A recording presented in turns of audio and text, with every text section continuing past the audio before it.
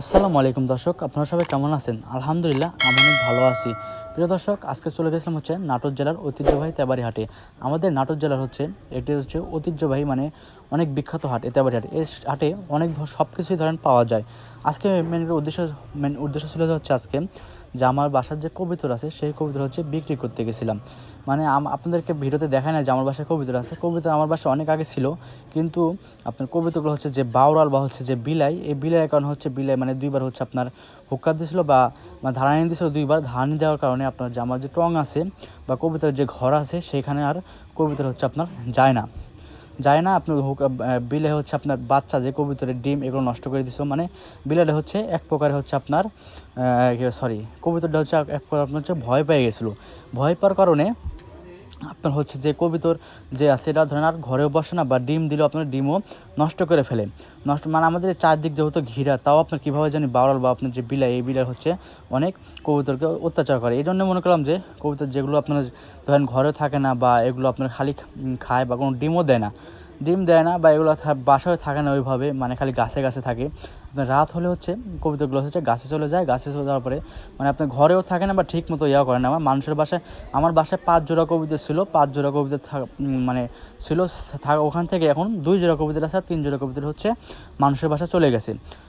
আপনার চলে গেছে। আর এখন যেই টাকা দিয়ে আপনার কবুতর বিক্রি করছে, আপনারা শুনলে বলবেন যে ভাই এত কম দাম, কিন্তু আপনার এখন যে বর্ষার যে টাইম, এই বর্ষার টাইমের জন্য এত কম দাম হয়েছে। আপনার এখন বিক্রি করছি কারণ যেহেতু কবুতর থাকেও না বা বাসায় আপনার কবুতর বা থাকেও না, এই জন্য আমি মেন করে কবুতরগুলোকে বিক্রি করে দিছি। বিক্রি করছিলাম আপনার 300 টাকা জোড়া। যে বাচ্চার যে দামটা, এই দামও বড় কবুতর পায় না এখনও। যেহেতু মনে করলাম যে কবুতর এখানে হচ্ছে না, বাচ্চা দিচ্ছে না বা ডিম হচ্ছে না, মনে করলাম যে বেচে দিয়ে বিক্রি করে আবার ভালো আমি এটা আবার ভালো জন্য আপনার আমি যে নর যদি দিতাম, নর একটু সমস্যা ছিল, নর যদি দিতাম, নর দিলে আপনারা আবার বেচে বাচ্চা দিল নি বা ডিমও দিল নি, ঠিক আছে। আর আপনারা যদি এভাবে যদি কবুতর যদি পালেন, তাহলে একটি ঘর করে নেবেন। ঘর করে নিলে আপনারা সবচেয়ে ভালো হবে। কবুতর কোনো বিলাই করতে পারবেন না, বা আপনার যদি একবার যদি বিলাই যদি আপনার কবুতরকে করে, তাহলে আপনার ওই কবুতর আর রাখা যায় না। আচ্ছা, যেটা হোক, মনে করে চলে গেছিলাম এই কবুতর বিক্রি করতে, আর কিছু বাসার জন্য বাজার করতে। এবং আপনাদেরকে মনে করলাম যে আমাদের তেবাড়ি হাটে প্রায় অনেক কিছুই পাওয়া যায়, যেমন গারল আছে এবং ভেড়া আছে এবং ছাগলও আছে।